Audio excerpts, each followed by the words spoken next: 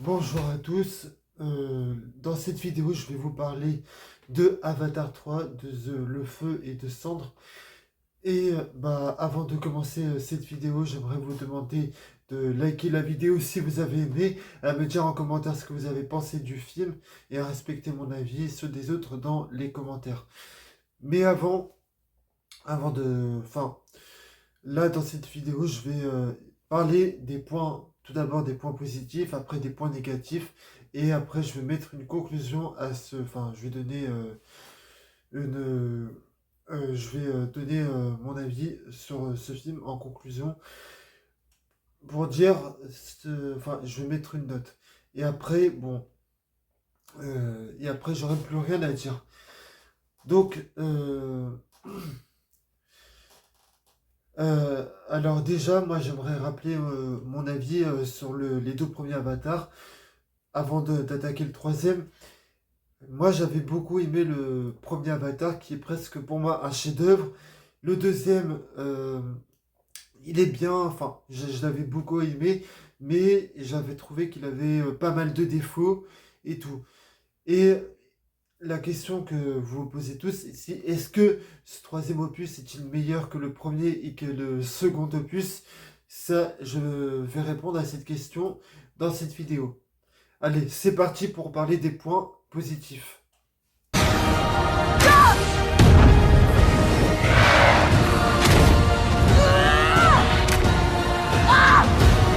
Je vais te tuer, je jure.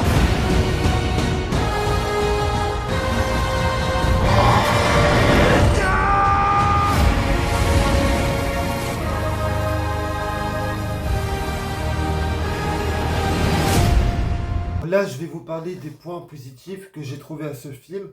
Déjà, l'une des premières choses que je trouve qui est bien dans ce film, c'est qu'il prend le temps de corriger certaines erreurs qu'il y avait dans le précédent opus. Rappelez-vous, dans ma critique du deuxième, j'avais dit que le film nous balançait énormément, nous faisait nous balancer énormément de mystères, c'est-à-dire nous faisait euh, c'est-à-dire que dans le deuxième opus, on nous expliquait qu'apparemment Quaritch il avait un enfant et que euh, mais on ne savait pas avec qui il a eu cet enfant. Et là dans ce troisième opus, il nous donne la réponse.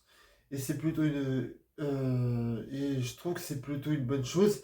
Ensuite, l'un des points positifs, un des autres points positifs dans ce film, c'est que ce film met bien en avant la maltraitance des animaux. Les effets spéciaux sont toujours aussi incroyables. Il y a de très beaux plans que je trouve vraiment magnifiques. Et visuellement, c'est le film est le film est très très beau. Il y a énormément de plans qui sont à mettre sur un fond d'écran. Dans ce film, il y a beaucoup de scènes d'action qui sont très très cool à regarder. Et la musique, elle est toujours cool. Si je devais citer encore d'autres points positifs dans ce film, c'est que je dirais que les personnages sont toujours aussi attachants. Enfin, on va dire les personnages principaux, que ce soit Jake Sully, sa femme et ses enfants.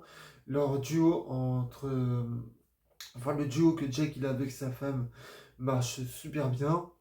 Il y a, leur alchimie est très crédible. On y... Et je dirais aussi comme l'un des autres points positifs, c'est que on voit qu'ils ont, dans ce film-là, ils nous montrent à quel point ils ont beaucoup évolué depuis le deuxième opus. Et je trouve que ce film, bon, ça j'y reviendrai dans les points négatifs. Qu'est-ce que je pourrais dire d'autre aussi dans les points positifs? Je dirais qu'il y a certaines scènes, il y a beaucoup de scènes d'action qui sont mémorables, qui sont vraiment. Euh, et dans ce film, il y a aussi, on ressent énormément d'émotions, ce qui n'était pas le cas du précédent opus. Donc maintenant, je vais essayer de parler des points négatifs. Si on ne revenait pas, ton père et moi, emmène-les aussi loin que tu pourras et aussi vite que tu pourras. C'est quoi la devise de papa? Sully n'abandonne jamais. Exactement, les Sully n'abandonnent jamais.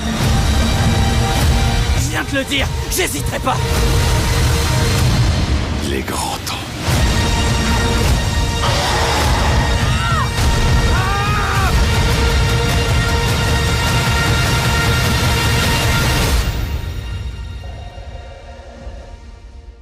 Je vais vous parler des points négatifs et je dirais que dans les points négatifs, c'est déjà les méchants.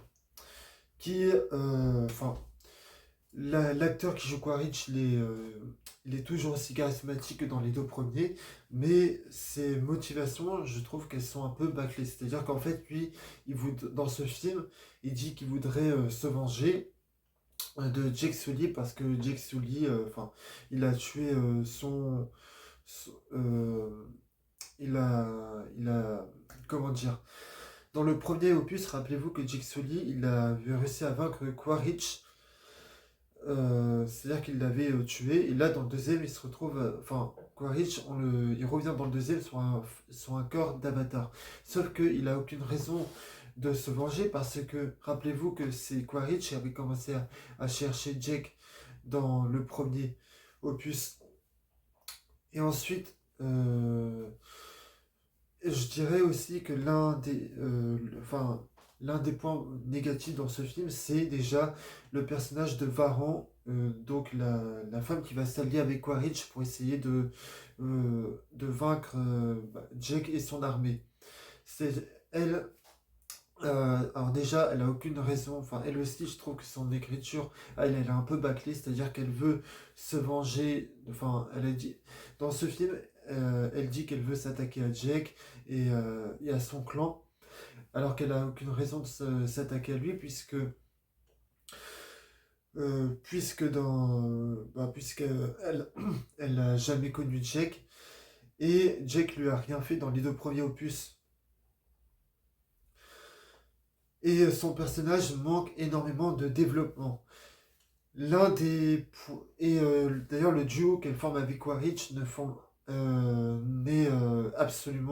fonctionne absolument pas du tout. Leur relation manque un peu de développement. Et pareil pour son personnage, c'est-à-dire qu'on ne sait absolument rien de elle. On n'apprend rien sur son personnage et son personnage manque énormément de crédibilité. L'un des points négatifs que je vais rajouter aussi à ce film, c'est déjà qu'il y a énormément de personnages qui ne servent à rien,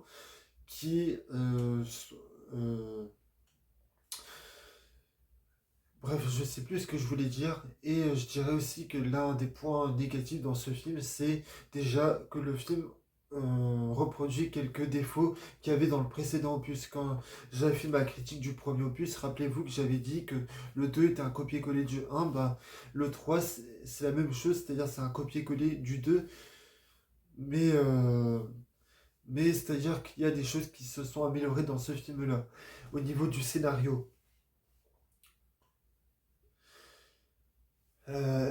Et après, je dirais que l'un des points négatifs dans ce film, c'est déjà le film, il est il dure 3 heures, il est plus long que les précédents opus. C'est un film un film qui est bien rythmé, même s'il y a quelques petites longueurs dans ce film, c'est un peu dommage. Et, et c'est à peu près, c'est tout ce que je voulais dire. Donc maintenant, je vais donner une conclusion à ce film. Allez, c'est parti. Regarde. Il n'est rien de plus pur en ce monde. Le feu est venu de la montagne pour brûler notre forêt. Mon peuple a versé tant de larmes. Mais Eywa n'en a eu que faire.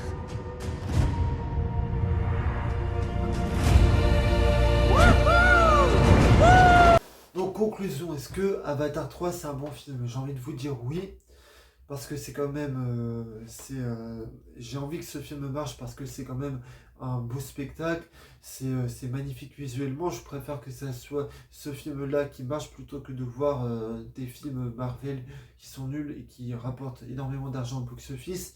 Donc je vais mettre une note à ce film de 13 sur 20. C'est un bon film, il est mieux que le 2, mais il est en dessous du 1. Parce que le 1, pour moi, c'était une vraie claque monumentale. Le 2, il était bien, mais avec beaucoup de défauts. Et le 3, il hérite un peu des qualités des deux premiers. Et, mais il a quand même ses défauts à lui. Donc, c'est à peu près c'est tout ce que je veux dire. C'est un film que je vous conseille d'aller voir au cinéma. Si vous voulez passer un bon moment, allez-y. Je pense que vous allez prendre votre pied devant ce film. Allez, moi je vous dis à plus pour de prochaines vidéos.